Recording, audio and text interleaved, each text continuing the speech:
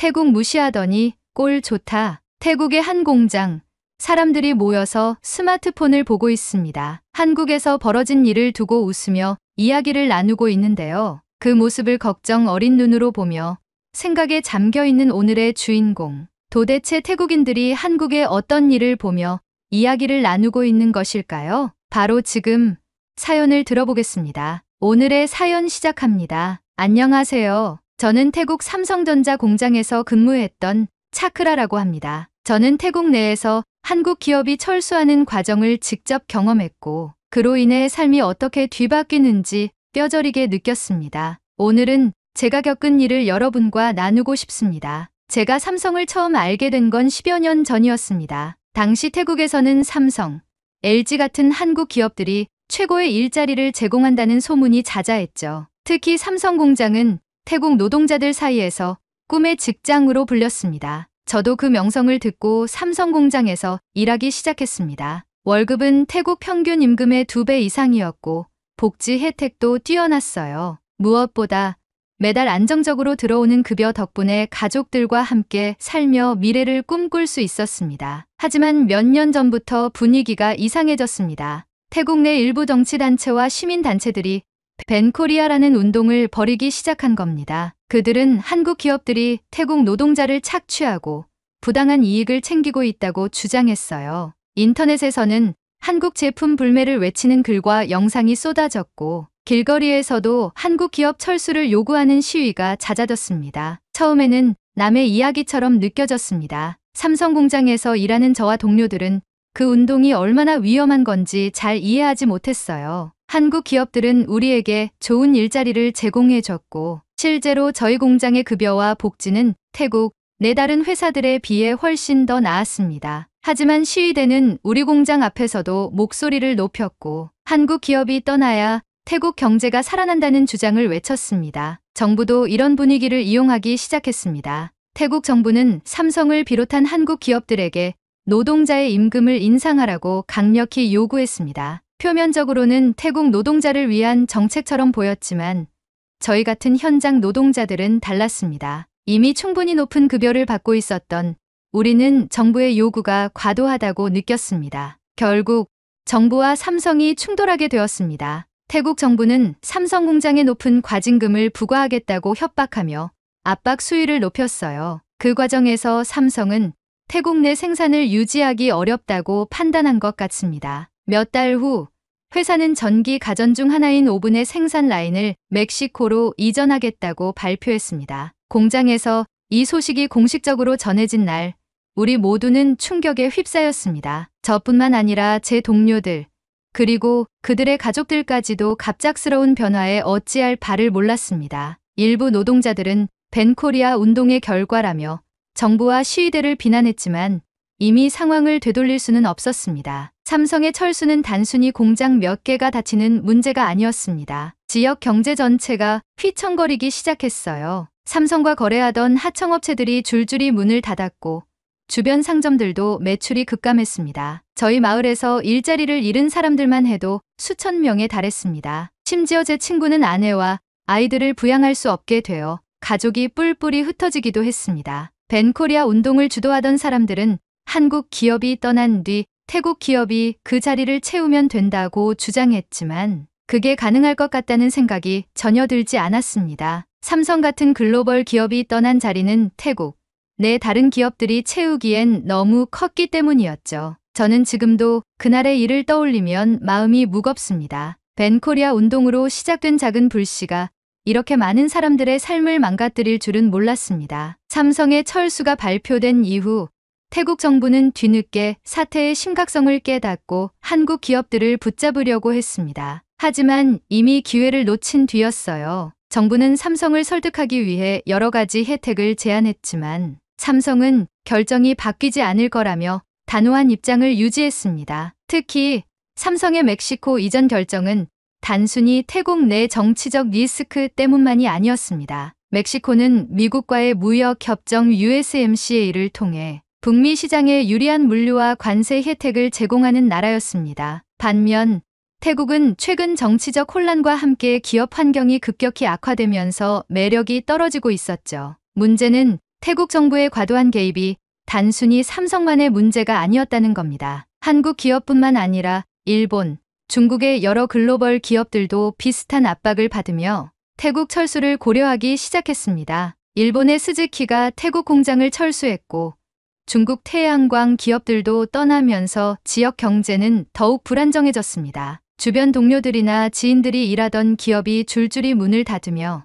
나누던 정보를 바탕으로 우리들의 근심과 걱정은 날로 높아져만 갔습니다. 하지만 태국 정부는 이 모든 상황 속에서도 자국민들에게 태국 경제는 한국 기업 없이도 충분히 성장할 수 있다고 안심시키기 바빴습니다. 그러나 새로운 투자 유치가 거의 이루어지지 않으면서 빈자리는 고스란히 경제 침체로 이어지는 것을 보게 되었습니다. 정부는 입국 면세점 폐쇄와 같은 자구책을 내놓기도 했습니다. 방콕과 치앙마이 같은 주요 공항의 입국 면세점 운영을 멈추며 비용 절감을 시도했어요. 그런데 생각해 보세요. 이것은 오히려 외국인 관광객의 소비를 감소시키는 꼴이잖아요.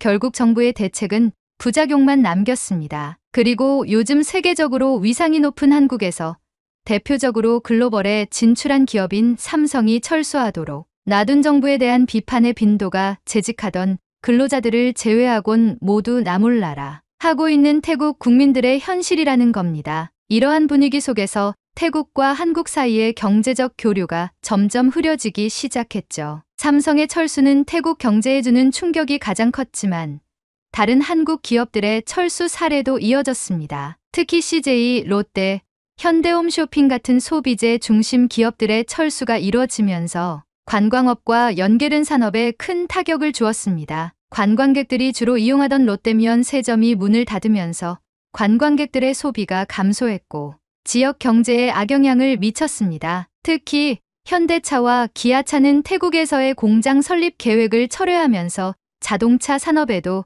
균열이 생겼습니다. 태국은 한때 아시아의 디트로이트로 불리며 자동차 제조업 강국으로 이름을 떨쳤지만 일본 기업들의 철수와 함께 한국 기업들까지 떠나면서 그 명성이 크게 퇴색되었습니다. 음악과 엔터테인먼트 산업에서도 비슷한 일이 벌어졌습니다. JYP 엔터테인먼트는 태국에서의 현지 공연과 이벤트를 줄이고 더 이상 적극적인 투자를 하지 않기로 했습니다. 한국 문화가 태국에서 큰 사랑을 받았지만 이런 철수는 한국-태국 간 문화 교류에도 부정적인 영향을 미쳤습니다. 한국뿐만 아니라 중국과 일본 기업들도 비슷한 이유로 태국을 떠나면서 동남아시아 제조 허브로서의 태국의 위상이 점점 약화되고 있습니다. 결국 글로벌 기업들이 떠난 자리는 실업률 증가와 경제 침체라는 어두운 그림자를 남기고 있습니다. 이 사태로 인해 정부는 강한 비난에 직면했습니다. 벤코리아 운동이 촉발되었을 때 태국 정부는 이에 대한 명확한 입장을 보이지 않았습니다. 오히려 정부 내 일부 인사들이 한국 기업을 겨냥한 발언을 하며 분위기를 악화시켰습니다. 그 결과 정부는 자신들이 부추긴 반기업 정서가 어떻게 국가 경제에 악영향을 미쳤는지 인정해야만 했습니다. 삼성 철수 이후 태국 정부는 기업 환경을 개선하기 위해 몇 가지 정책을 내놓았습니다. 가장 큰 변화는 외국 기업 세제 혜택 강화였습니다. 정부는 외국 기업들에게 세금을 줄이고 규제를 완화하는 방안을 발표하며 철수한 기업들을 다시 유치하거나 새로운 투자를 끌어들이려 했습니다. 그러나 문제는 그 정책이 너무 늦었다는 점이었습니다. 이미 떠난 기업들이 돌아올 가능성은 낮았고 다른 글로벌 기업들도 태국의 불안정한 정치 상황을 이유로 투자를 꺼리고 있었습니다. 태국은 정치적으로도 큰 혼란을 겪고 있었습니다. 정부는 경제 위기를 해결하기 위해 태국 우선 정책을 강화하며 자국 기업들을 적극 지원했지만 실패하였고 그로 인해 전진당 해산과 관련된 헌법재판소 판결로 대규모 시위가 이어졌고 시위대는 정부의 경제 정책 실패와 외국 기업 철수를 두고 강하게 비난했습니다. 태국을 자립시키겠다는 명분으로 시작된 정책들이 오히려 경제를 망치고 있다는 점을 많은 사람들이 인식하게 된 겁니다. 특히 벤코리아 운동과 같은 극단적인 반외국 기업 정서는 결국 국내외 투자자들의 신뢰도 잃게 했습니다. 경제적 혼란과 정치적 불안이 맞물려 외국 자본이 빠르게 빠져나갔고 이로 인해 태국 바트와의 가치는 급격히 떨어졌습니다. 통화 가치가 하락하면서 수입 물가는 폭등했고 일반 가정의 생활비 부담은 눈덩이처럼 불어났습니다. 삼성과 같은 글로벌 대기업이 태국을 떠난 것은 상징적인 사건이었습니다. 태국의 제조업 기반이 약하다는 것을 절실히 느끼게 된 지점이 삼성 철수 이후였기 때문이었죠. 삼성이 떠난 뒤에도 태국에서 성공적으로 생산 기반을 구축한 기업은 거의 없었고, 그나마 남은 기업들도 더 낮은 비용을 찾아 베트남이나 인도네시아로 이동할 가능성을 논의 중이라고 합니다. 이는 단순히 일자리 감소에 그치는 문제가 아니라 태국 경제의 국제적 위상이 떨어졌음을 보여주는 사례로 인식되었습니다. 결국 태국 정부는 과거 한국 기업들을 겨냥했던 압박 정책이 자국 경제에 어떤 파급 효과를 미쳤는지 뼈저리게 느끼고 있습니다. 벤코리아 운동을 부추겼던 정치인들 역시 점점 설 자리를 잃어가고 정치적 혼란 속에서 구체적인 대안은 나오지 않고 태국 국민들은 더 큰 경제적 부담을 감당해야 하는 상황에 처하게 되었습니다. 삼성이 태국을 떠난 이후 벤코리아 운동은 더 이상 과거의 열기를 유지하지 못했습니다. 운동 초기에는 태국의 자립이라는 구호가 사람들에게 호응을 얻었지만 실제로 삼성과 같은 글로벌 기업들이 철수한 뒤 자신의 생계가 외국에서 들어온 해외 자본들과 기업들에게 걸려 있다는 것을 몸으로 느낀 뒤에야 알게 된 것이죠. 저는 삼성에서 일했기 때문에 처음 벤코리아 운동이 시작되고 운동에 동참했던 이들은 자신들이 옳은 일을 하고 있다고 확신하는 모습에 기가 찼습니다. 소셜미디어에는 한국을 대놓고 비방하는 글이 넘쳐났고 주요 도심에서는 한국에 반대하는 집회도 자주 열렸습니다. 좋은 게 좋은 것이고 나쁜 게 나쁜 것이다 라고 단순한 생각만 하며 재개 운동에 동참하라고 하는 지인들을 볼 때마다 그들의 뇌를 빼내어 정성 들여 씻겨주고 싶은 심정이었죠. 그런데 더 웃긴 사실은 정부의 정치인들이 이런 분위기를 묵인하거나 불쏘시개처럼 일을 더 크게 만들었다는 겁니다. 심지어 이러한 태국의 분위기를 이용하며 외국 기업들을 압박했죠. 그러나 삼성이 철수한다고 공표하고 다른 한국 기업들까지 잇따라 떠나기 시작한 후 처음에는 신났죠. 우리가 이겼다 하면서 난리였습니다. 하지만 그 후폭풍이 다가오고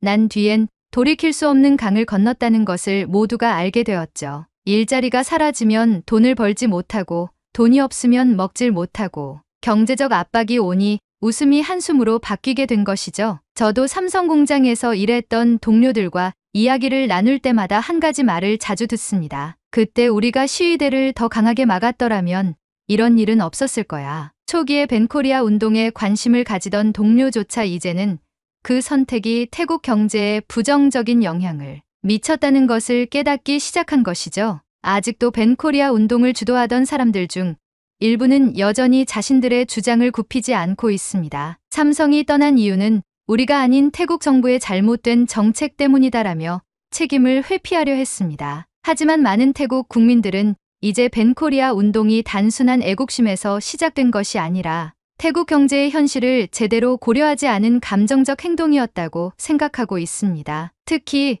제가 사는 지역에서는 벤코리아 운동을 비판하는 목소리가 더 크게 들립니다. 이곳은 삼성 공장과 하청업체들이 몰려 있던 곳으로 벤코리아 운동 이후 경제적으로 가장 큰 피해를 본 지역 중 하나입니다. 한 친구는 이렇게 말했습니다. 그때 시위에 참여했던 사람들이 지금은 한국 기업이 돌아오기를 바라고 있어. 그렇게 비난하더니 이제 와서 다른 말을 한다고? 운동이 한창일 때 태국 자립이라는 구호에 열광했던 사람들도 현실을 마주하면서 생각이 바뀌었습니다. 태국만의 경제를 세우겠다는 비전은 결국 실행되지 않았고 떠나간 글로벌 기업들이 남긴 자리를 채우지 못하면서 빈자리는 고스란히 경제 침체로 이어졌습니다. 특히 일부 경제 전문가들이 태국의 현재 상황에 대한 내용을 언급하는 것들을 들은 젊은 층에서는 한국 기업을 포함한 외국 기업들이 태국 경제에 미친 긍정적인 영향을 재평가하는 목소리가 높아지고 있어요. 한국 기업들이 제공했던 안정적인 일자리,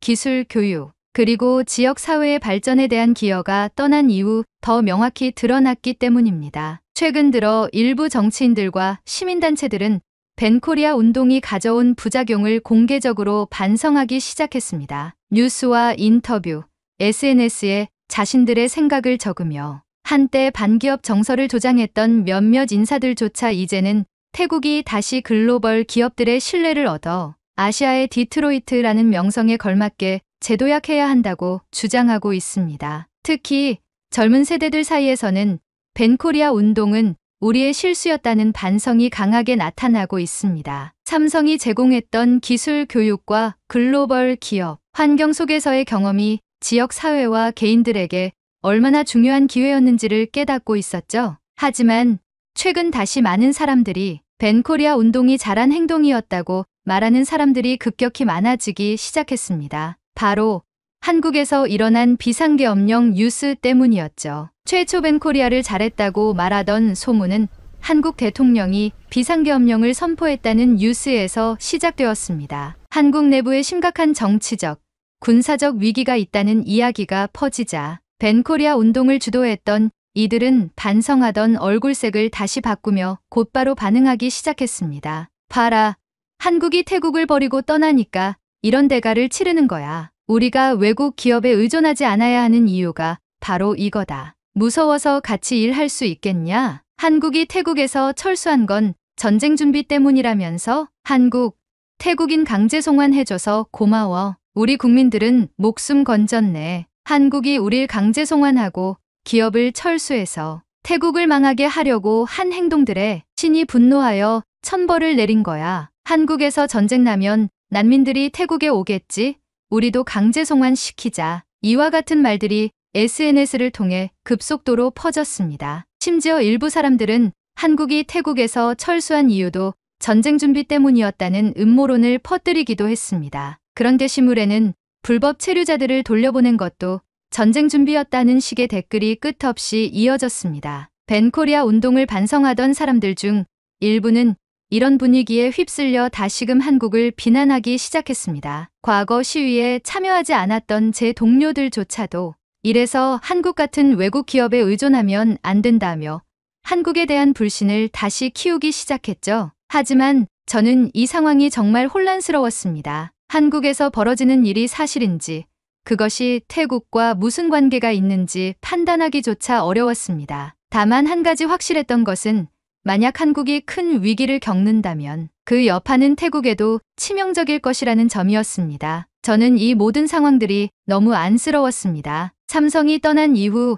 저희 지역 경제는 여전히 침체 상태이고 공장이 닫히고 관련된 수많은 하청업체들이 무너진 뒤로 이 지역에서 제대로 된 일자리를 찾는 건 하늘의 별 따기처럼 느껴지는 현 시점에서 한국이 망한다는 소문은 저희 같은 사람들에게는 두려움으로 다가왔습니다. 한국 기업들이 다시 태국으로 돌아올 가능성이 아예 사라지는 것뿐만 아니라 이미 이곳에 남아있는 소수의 한국 협력 업체들조차 문을 닫게 될까 봐 걱정이 들었습니다. 저는 동료들과 이야기를 나누면서 이렇게 말했습니다. 한국이 망하면 우리가 더 힘들어질 거야. 한국을 비난하는 건 결국 우리 스스로를 더 어렵게 만드는 일이 아닐까? 하지만 이런 말을 하면 돌아오는 대답은 늘 비슷했습니다. 내 말도 맞아. 하지만 한국이 우리를 버린 건 사실이잖아. 그게 우리 잘못이었어도 우린 이미 버림받은 거야. 솔직히 말씀드리자면 저희 같은 노동자들에게는 더 이상 여유가 없습니다. 정치적 문제나 국가 간 갈등에 대해 깊이 생각할 시간도 없고 당장의 밥벌이에 온 신경이 곤두서 있게 됩니다. 하지만 한 가지 확실한 건 서로가 헐뜯고 비난하기보단 원만한 소통과 대화로 평화를 유지하는 것이 옳다고 생각합니다. 우리 모두가 함께 살아가는 세상을 어떻게 만들어갈지 고민하는 계기가 되었으면 좋겠습니다. 저도 태국의 여론에 동요하지 않고 제 목소리를 내어볼 테니 한국에 계신 여러분도 잘 이겨내시길 바라겠습니다. 저는 작은 희망을 품고 있습니다. 한국에서 벌어지는 일이 단순한 소란으로 끝나길 진심으로 바랍니다. 그리고 한국으로 돌아간 제 한국인 동료들도 무사하길 바랍니다. 그리고 시간이 오래 걸리겠지만 태국과 한국의 관계가 조금이나마 회복되길 바랍니다. 한국 기업들이 돌아오지 않더라도 한국이 세계 경제에서 살아남아야 태국 역시 더 큰 위기를 피할 수 있을 테니까요. 오늘의 사연은 여기까지입니다. 최근 비상계엄령 선포 이후 모든 국민들의 촉각이 곤두서 있죠. 저도 뉴스를 계속 보며 심각한 나라의 정세에 고민이 많은데요. 외국의 한 일간지에서는 한국의 비상계엄령 사태에 대해 젊은 세대들이 가장 큰 충격을 받았다고 합니다. 역사에서만 보던 사태를 직접 경험하고 있는 것인데요. 이로 인해 한국 문화를 즐기는 젊은 세대들에게 한국이라는 이미지가 우러러보는 화려한 모습에서 껍데기만 화려하고 속은 썩은 달걀처럼 보인다고 합니다. 이런 모습들을 보면 참 안타깝습니다. 하루빨리 해결되길 진심으로 바라겠습니다. 그리고 최근 독감과 코로나가 다시 유행하고 있다고 합니다. 코로나 변형체가 추위에 적응을 했다는 학설도 제기된 만큼 조심해야 할 것 같습니다. 그리고 외부와 내부 공기의 온도차가 달라서 독감에 걸리기 쉬운 목 상태가 유지된다고 해요. 저도 최근에 몸이 아파 병원에 다녀왔는데요. 목 건강이 독감과 코로나의 가장 좋은 예방법이라고 합니다. 마스크는 필수로 착용하시는 것을 권장드리며 목을 마르게 하는 차나 커피는 되도록 멀리하고 미온수 섭취로 목을 항상 촉촉하게 유지해주는 것이 좋다고 해요. 여러분이 아프지 않고 항상 건강하길 진심으로 바랍니다. 그리고 오늘의 이야기가 마음에 드셨다면 구독, 좋아요 부탁드리겠습니다. 다음엔 더 좋은 사연으로 여러분을 찾아뵙겠습니다. 시청해주셔서 감사합니다. 한국인들은 이제 따라갈 수 없어요. 한국을 다녀온 한 남성이 방송에서 놀라움을 표현하고 있습니다. 패널들은 다 남성의 말에 귀를 기울이고 있는데요. 도대체 남성은 한국에서 어떤 것을 경험한 것일까요? 바로 지금 사연을 들어보겠습니다. 오늘의 사연 시작합니다. 안녕하세요. 저는 BBC 다큐멘터리 PD 피터 스미스입니다. 세계에는 강대국이 많습니다. 기술과 경제력을 겸비한 미국, 전통과 혁신을 동시에 보여주는 독일, 빠르게 성장하는 중국까지. 하지만 우리는 이번 다큐멘터리에서 거대한 자원이나 넓은 영토를 가지고 있지 않은 나라가 세계적 성공을 이루는 비결에 주목하고 싶었습니다. 저는 이번 프로젝트를 준비하며 제가 가장 집중했던 질문은 바로 이것이었습니다. 세계 무대에서 독창적인 방식으로 성공을 거둘 수 있었던 나라의 숨겨진 이유. 그리하여 넓은 영토를 가지고 있지 않은 나라들을 리스트업하고 각 나라들이 분야별로 성공을 거둔 사례들을 체크하며 심층 취재를 할 나라의 후보군을 구성하였습니다. 그 중에서도 한국은 독보적이었습니다. 한국은 자원이 부족한 나라임에도 불구하고 경제 성장은 물론 문화, 기술, 코로나 시기에 스마트한 방역 체계 등 다양한 분야에서 세계의 주목을 받고 있었습니다. 특히 한류 열풍은 음악과 영화의 경계를 넘어 전 세계적인 현상으로 자리 잡았죠. 회의에서 제가 이렇게 말했던 기억이 납니다. 한국은 아시아의 전쟁으로 황폐화된 나라에서 출발해 불과 몇십 년 만에 세계 선두로 떠오른 사례입니다. 우리가 이 나라의 성공을 심층적으로 다룬다면 분명 많은 이들에게 영감을 줄 수 있을 거예요. 동료들도 모두 동의했습니다. 한 동료는 이렇게 덧붙이기도 했습니다. 사실 한국은 다른 강대국들처럼 전통적인 방식으로 성공한 나라가 아니에요. 오히려 그들은 독특하고 현대적인 방식으로 자신들만의 성공 공식을 만들어가고 있죠. 그렇다면 이 성공의 비결은 무엇일까요? 우리는 한국이 단순히 경제적 성취를 넘어서 그들의 끈기와 단결력, 그리고 위기 대응력으로 이 모든 것을 가능하게 만들었다는 가설을 세웠습니다. 다만 데스크 위에서 벌어지는 이론만으로는 충분하지 않았습니다. 그래서 우리는 직접 한국으로 떠나 그들의 일상과 문화를 관찰하고 그 이면에 숨겨진 진짜 이야기를 찾아보기로 했습니다. 저는 개인적으로도 한국에 대해 배우고 싶은 호기심이 컸습니다. 어린 시절 세계사 수업에서 한국전쟁의 역사를 배우며 분단 국가로서의 아픔을 간직한 나라라고만 생각했었죠. 그런데 이제는 첨단 기술, K-팝 성공 등으로 세계를 선도하고 있는 모습이 무척 흥미로웠습니다. 이 작은 땅덩어리와 제한된 자원 속에서 어떻게 이런 기적을 만들어낼 수 있었을까요? 저는 바로 그 답을 찾아 나서기 위해 한국행 비행기에 올랐습니다. 그리고 놀라움의 연속이 시작되었습니다. 취재팀과 함께 인천공항에 도착한 순간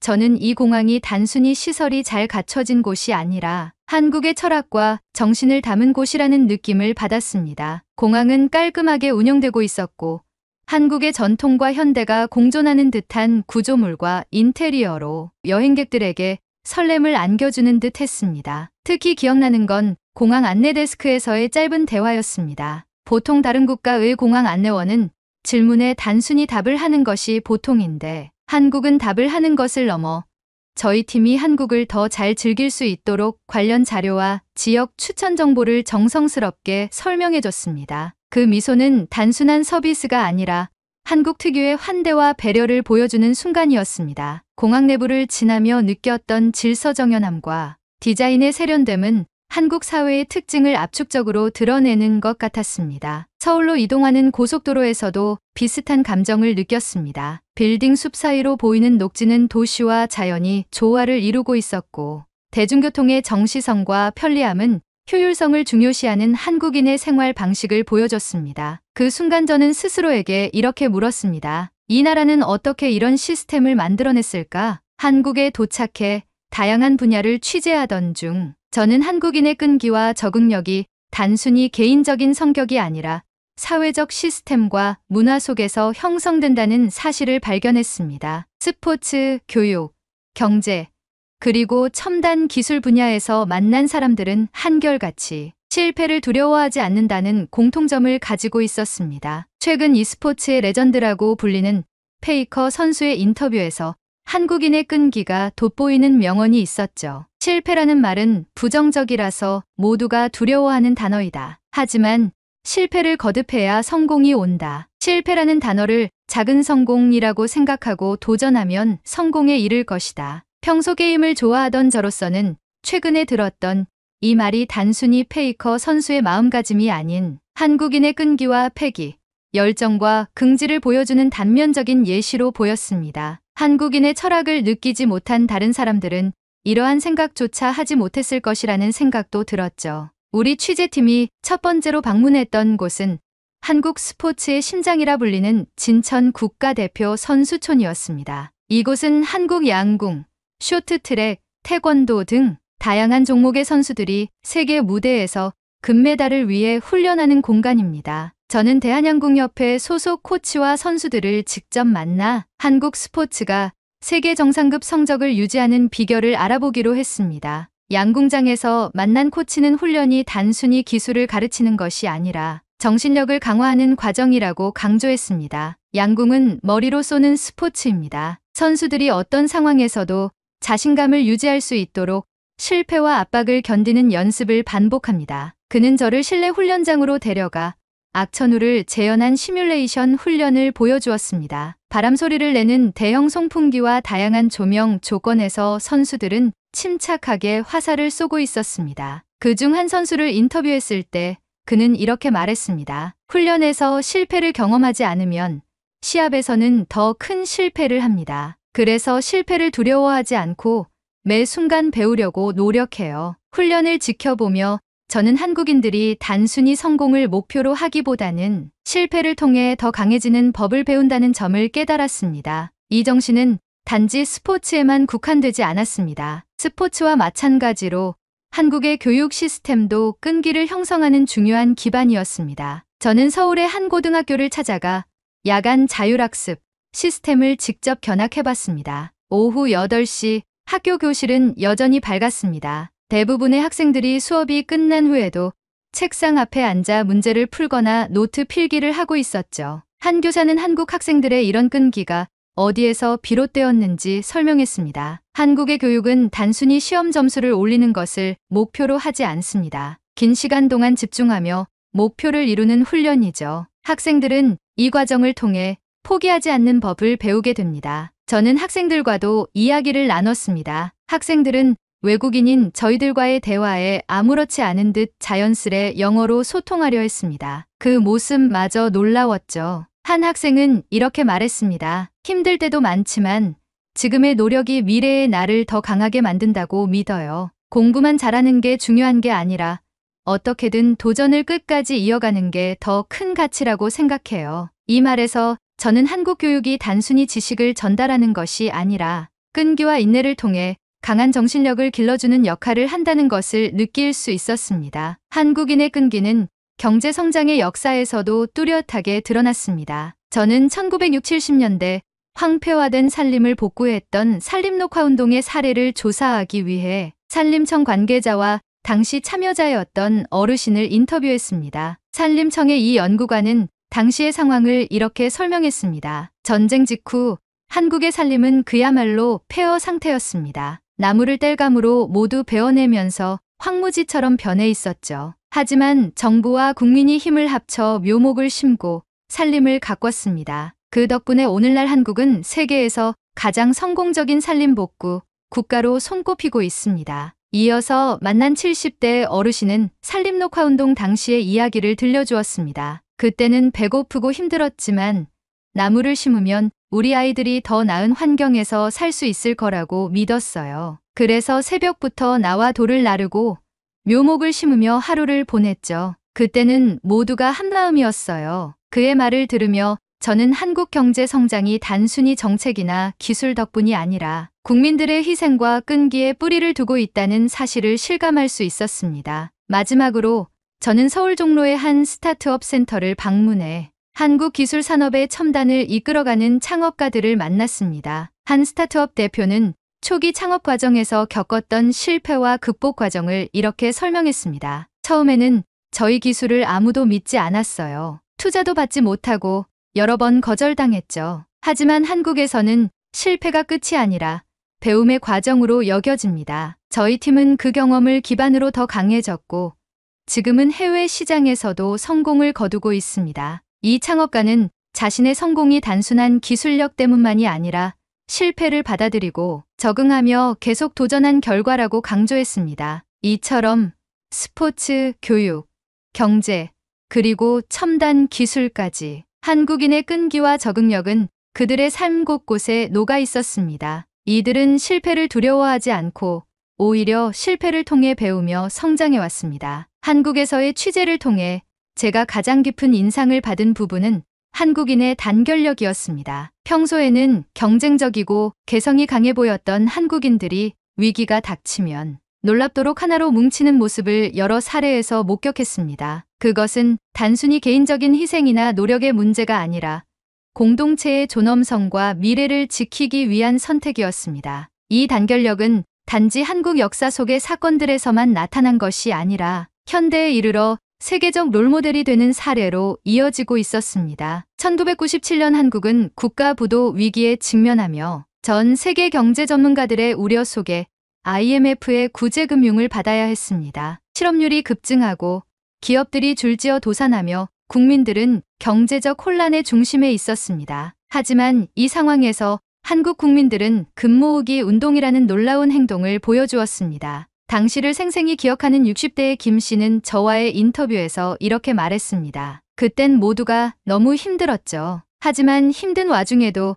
우리가 함께 노력하면 이겨낼 수 있다는 믿음이 있었습니다. 제 손에 있던 금반지와 목걸이를 내놓을 때는 조금 망설이기도 했지만 나라를 돕는 데 쓰인다고 생각하니 기꺼이 동참할 수 있었어요. 김 씨뿐만 아니라 전국에서 수많은 국민들이 결혼 반지, 금부치, 장신구를 내놓으며 국가를 돕는 데 참여했습니다. 기업들은 직원들의 월급 일부를 자발적으로 기부했고 학생들도 용돈을 모아 동참했습니다. 당시 금 모으기 운동으로 모인 금은 약 227톤, 20억 달러 상당에 이르렀습니다. 그리고 아나바다 운동이라는 경이로운 운동도 진행했죠. 아나바다의 정의는 아껴 쓰고, 나눠 쓰고, 바꿔 쓰고, 다시 쓰자는 뜻으로 절약과 재활용을 생활화하자는 캠페인이었습니다. 국민들은 외환위기 극복을 위해 각자의 일상에서 소비를 줄이고 쓰지 않는 물건을 나누거나 재사용하며 위기에 적극적으로 대응했습니다. 서울의 한 지역 주민센터에서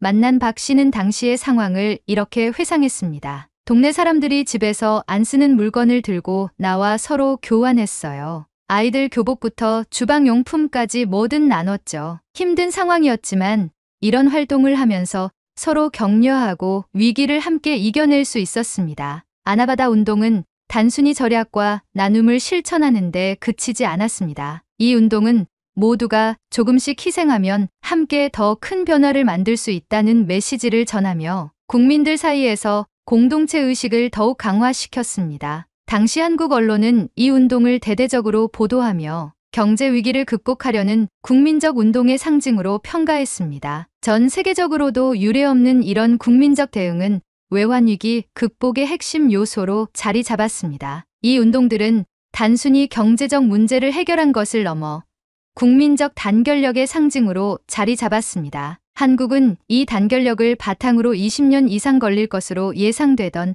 IMF 채무를 불과 3년 8개월 만에 모두 상환하며 세계 경제사에 전례 없는 사례를 남겼습니다. IMF 금모으기 운동은 전 세계적으로도 큰 충격을 주었습니다. 뉴욕타임스는 이를 두고 국민들이 국가적 위기를 극복하기 위해 자발적으로 행동하는 모습은 매우 드문 사례라고 평가했습니다. IMF 위기에서 보여준 단결력은 자연재난 속에서도 빛났습니다. 2007년 충남 태안에서 발생한 기름 유출 사고는 한국 환경사의 가장 큰 재난으로 기록되었습니다. 수많은 해양 생물과 어민들의 생계가 위협받는 상황에서 한국인들은 다시 한번 놀라운 단결력을 보여주었습니다. 저는 태안의 작은 어촌 마을에서 기름 제거 작업에 참여했던 자원봉사자 이 씨를 만났습니다. 그는 그때를 이렇게 회상했습니다. 바다에서 기름 냄새가 진동했어요. 처음엔 너무 절망적이어서 뭐부터 시작해야 할지 막막했습니다. 그런데 뉴스에서 전국에서 사람들이 몰려오고 있다는 소식을 들었죠. 그때부터 희망이 생기더군요. 이 씨의 말처럼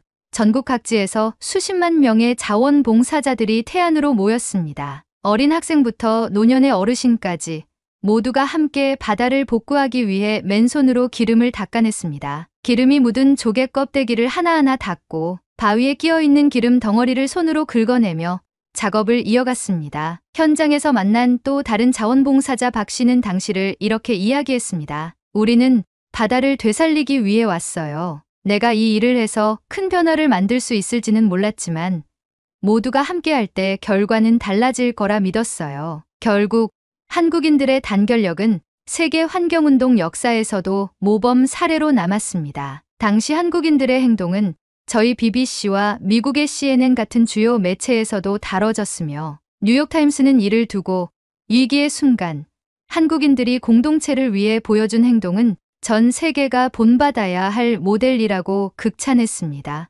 현대에 이르러 한국의 단결력은 다시 한번 세계의 주목을 받았습니다. 바로 코로나19 팬데믹 상황에서의 대응입니다. 팬데믹 초기, 한국은 투명한 정보 공개와 체계적인 방역 시스템, 그리고 국민들의 높은 협조를 통해 위기를 극복해냈습니다. 드라이브스루 검사소에서는 의료진과 자원봉사자들이 한마음으로 움직이고 있었습니다. 그 당시 의료진 박 간호사는 저와의 인터뷰에서 이렇게 말했습니다. 매일 수백 명의 환자를 검사해야 해서 몸은 힘들지만 국민들이 우리를 믿고 협조해주는 모습을 보면 큰 힘이 됩니다. 모두가 이 위기를 함께 극복할 수 있을 거라는 믿음이 생겼어요. 한국 국민들은 정부의 방역 지침을 철저히 따르며 개인적인 불편함을 공동체의 이익을 위해 기꺼이 감수했습니다. 마스크 착용, 거리 두기, 자발적 자가격리는 한국이 전 세계에서 방역 모범국으로 평가받게 만든 주요 요인이었습니다. 하버드대 보건학 교수 마이클 라이언은 한국의 방역 시스템을 두고 이렇게 평가했습니다. 한국은 투명성과 국민적 협력을 통해 방역의 새로운 표준을 만들었다. 이는 단순히 시스템의 승리가 아니라 국민들의 참여와 연대가 만들어낸 결과다. 한국은 위기의 순간마다 개인이 아닌 공동체를 우선시하며 모두가 함께 노력할 때 더 큰 성과를 낼 수 있음을 보여줬습니다. 그들의 단결력은 단순히 위기를 극복하는 데 그치지 않았습니다. 한국인은 모든 문제는 함께 해결할 수 있다는 믿음으로 미래 세대를 위한 희망을 만들어가고 있었습니다. 한국의 이런 행동들은 전 세계에 중요한 메시지를 던집니다. 한국이 보여준 단결력은 그들만의 특수한 문화가 아니라 다른 나라들도 배우고 실천할 수 있는 보편적인 가치임을 깨닫게 했죠. 한국에서의 취재를 마치고 저는 몇 주간의 편집 작업을 통해 다큐멘터리를 완성했습니다. 미처 취재를 하지 못한 내용들과 정보들은 BBC 코리아에 파견 중인 팀원들에게 전달받으며 부족한 부분 없이 차곡차곡 채워나갔습니다. 제작팀과 함께 런던의 BBC 본사 스튜디오에서 방영 준비를 마치며 설렘과 긴장 속에 있었습니다. 한국의 끈기와 단결력을 담은 이 이야기가 과연 시청자들에게 어떻게 받아들여질지 예상하기 어려웠기 때문입니다. 하지만 저는 현대 전 세계 인구가 이 내용에 조금이라도 공감하며 지구촌 모든 인류가 함께 상생하고 발전하는 청사진을 그리길 바라는 마음으로 방영을 기다렸습니다. 다큐멘터리는 프라임타임에 방영되었습니다. 저와 팀원들은 초조하게 방송을 모니터링했습니다. 방영이 끝난 후 우리는 긴장된 마음으로 시청률 데이터를 기다렸습니다. 제작팀의 회의실은 조용했습니다. 몇몇은 초조한 표정으로 커피를 들고 있었고 저는 무심코 테이블 위를 손가락으로 두드리고 있었죠. 드디어 데이터가 들어왔습니다. 화면에 표시된 숫자는 우리가 기대했던 것보다 훨씬 컸습니다. 시청률 12.5%. BBC에서 이 정도 수치를 기록하는 것은 흔치 않은 일이었습니다. 더 놀라운 건 방송 직후 SNS와 댓글창에서 폭발적으로 반응이 쏟아지고 있다는 소식이었습니다. 한 제작팀원이 흥분된 목소리로 외쳤습니다. 피터, 댓글 수가 이미 수천 개를 넘었어요. 사람들이 엄청나게 감동받았나 봐요. 저는 방송 모니터링 화면을 켜고 시청자 반응을 보기 시작했습니다. 수많은 댓글이 실시간으로 올라오고 있었습니다. 그중 몇몇은 저를 멈춰 서게 만들 만큼 강렬했습니다. 한국이 지금 세계적으로 인정받는 이유는 이 방송에 다 있다. 한국처럼 단결할 수 있다면 우리나라도 더 나아질 수 있을 것 같아. 한국인들이 보여준 끈기와 협력, 우리가 꼭 배워야 할 정신. 이 다큐멘터리 대박인데 한국이 더 멋지고 아름답게 보여. 우리도 위기를 기회로 바꾸는 법을 배워야겠어. 일부 시청자들은 개인적인 경험과 연결 지어 이야기하기도 했습니다. IMF 금모으기 운동은 정말 믿기지 않는 이야기였어요. 제가 그런 상황에 있었다면 과연 그렇게 할 수 있었을까 싶네요. 대단합니다. 태안 기름 유출 사고에서 자원봉사자들이 손으로 바다를 닦아낸 장면은 정말 잊을 수 없을 거예요. 눈물이 났습니다. SNS에서도 다큐멘터리 클립이 빠르게 공유되며 화제가 되고 있었습니다. BBC 공식 계정에 올라온 클립 하나는 몇 시간 만에 100만 조회수를 돌파했고 한국 관련 해시태그가 트위터 트렌드에 올랐습니다. 특히 뉴욕타임스와 가디언 같은 주요 매체들도 다큐멘터리를 인용하며 한국의 단결력과 끈기를 조명했습니다. 하버드대 교수 마이클 라이언은 인터뷰를 통해 다큐멘터리 내용을 칭찬하며 이렇게 말했습니다. 이 다큐멘터리는 단지 한국의 이야기가 아닙니다. 이것은 전 세계가 함께 배워야 할 교훈입니다. 한국은 현대 사회의 롤모델입니다. 밤늦게까지 사무실에서 반응을 모니터링하던 중 저는 한 시청자의 댓글에서 발기를 멈췄습니다. 이 다큐멘터리를 보며 내가 속한 사회에서도 작은 변화를 만들어보고 싶다는 용기가 생겼습니다. 한국이 이뤄낸 이야기는 단순히 그들의 것이 아니라 우리 모두의 희망이 될 수 있다는 걸 깨달았어요. 이 메시지를 읽는 순간 한국에서 보낸 몇 주간의 기억이 떠올랐습니다. IMF 금모으기 운동에 참여했던 시민들, 태안에서 맨손으로 기름을 닦던 자원봉사자들, 코로나19 방역에 헌신했던 의료진들, 그들의 얼굴과 목소리가 머릿속을 스쳤습니다. 그리고 저는 깨달았습니다. 한국이 우리에게 보여준 것은 단지 위기를 극복하는 법이 아니었습니다. 그것은 공동체의 가치를 지키며 모든 구성원이 힘을 합쳐 더 나은 미래를 만들어가는 과정이었습니다. 이번 다큐멘터리는 단순히 한 나라의 성공을 다룬 프로그램이 아니었습니다. 한국의 이야기는 위기 속에서도 존엄성을 잃지 않고 공동체를 위해 행동하는 것이 얼마나 중요한지 알려주는 메시지였습니다. 저는 이 다큐멘터리를 마무리하며 이렇게 생각했습니다. 한국의 이야기는 끝이 아니라 새로운 시작이다. 그리고 그들은 앞으로도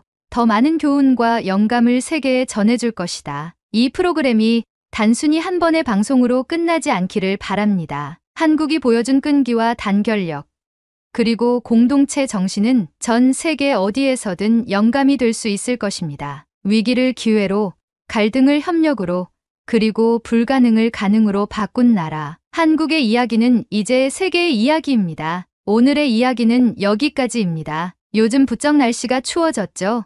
추운 날씨 속에 시청해주신 여러분께 추천드리는 제품들을 태그해두었어요. 특히 화면을 자주 보고 있는 저는 루테인으로 눈 건강을 항상 챙긴답니다. 여러분도 환절기 감기 조심하시고 눈 건강, 몸 건강하게 한국인의 자긍심으로 살아가시는 하루 되시길 바랄게요. 그리고 오늘의 이야기가 마음에 드셨다면 구독, 좋아요 부탁드리겠습니다. 다음엔 더 좋은 사연으로 여러분을 찾아뵙겠습니다. 시청해주셔서 감사합니다.